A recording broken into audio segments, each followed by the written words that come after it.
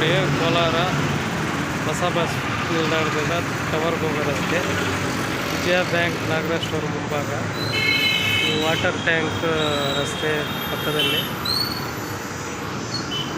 ಏನು ಕಸನ ಎಲ್ಲ ತಗೊಂಬಂದು ಬೆಂಕಿಯನ್ನು ಇಟ್ಟಿರ್ತಕ್ಕಂಥ ದೃಶ್ಯ ಇದು. ಇನ್ನು ಈ ಚರಂಡಿಗಳಲ್ಲಿ ಕಸ ಸಂಪೂರ್ಣವಾಗಿದೆ ನೋಡಿ.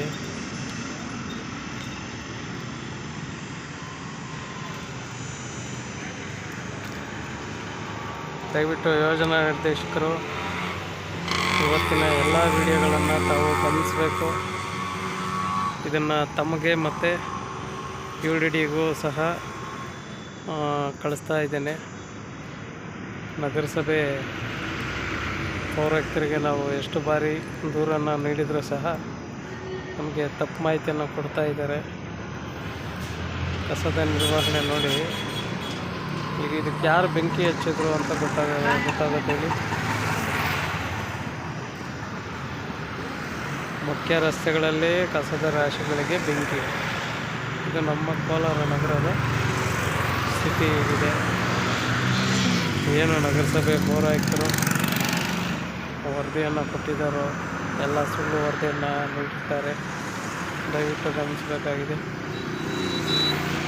ಪ್ರಯಾಣಿಕರು ಓಡಾಡ್ತಾ ಇದ್ದಾರೆ, ಟೂ ವೀಲರ್ಸವರು ಪಾಪ ತುಂಬ ಕಷ್ಟಪಟ್ಟು ಓಡಾಡ್ತಾ ಇದ್ದಾರೆ.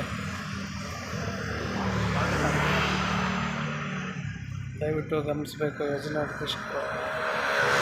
ಅದೇ ರೀತಿ ನಗರಾಭಿವೃದ್ಧಿ ಇಲಾಖೆಯವರು ಸಹ ನಾನು ಕಳಿಸಿರುವ ಈ ವಿಡಿಯೋಗಳನ್ನು ತಾವು ಗಮನಿಸಿ, ಏನು ನಗರಸಭೆ ಆರೋಗ್ಯ ಶಾಖೆಗೆ ಸಂಬಂಧಪಟ್ಟ ಹೆಲ್ತ್ ಇನ್ಸ್ಪೆಕ್ಟರ್ಗಳು, ಇಂಜಿನಿಯರ್ಸು, ಕಮಿಷನರ್ಸು ಏನಿದ್ದಾರೋ ಇವರೆಲ್ಲ ನಮ್ಮ ಕೋಲಾರ ನಗರಕ್ಕೆ ಏನು ನಿರ್ಲಕ್ಷ್ಯತೆ ವಹಿಸಿ ಕೆಲಸ ಮಾಡ್ತಕ್ಕಂಥ ಅಧಿಕಾರಿಗಳಾಗಿದ್ದಾರೆ. ದಯವಿಟ್ಟು ನಮ್ಮ ಜಿಲ್ಲೆಗೆ ಒಳ್ಳೆಯ ಅಧಿಕಾರಿಗಳನ್ನು, ಒಳ್ಳೆಯ ಹೆಲ್ತ್ ಇನ್ಸ್ಪೆಕ್ಟರ್ಗಳನ್ನು ಇದು ಮಾಡಬೇಕಾಗಿ ತಮ್ಮಲ್ಲಿ ಗಮನಿಸ್ಕೊಳ್ತಾ ಇದ್ದೇನೆ. ನೋಡಿ, ವಾಹನಗಳು ಹೋಗ್ತಾ ಇದೆ, ಇಲ್ಲಿ ಕಸದ ರಾಶಿಗೆ ಬೆಂಕಿ ಇಟ್ಟಿದ್ದಾರೆ. ಇದು ನಮ್ಮ ಕೋಲಾರ ನಗರದ ಪರಿಸ್ಥಿತಿ.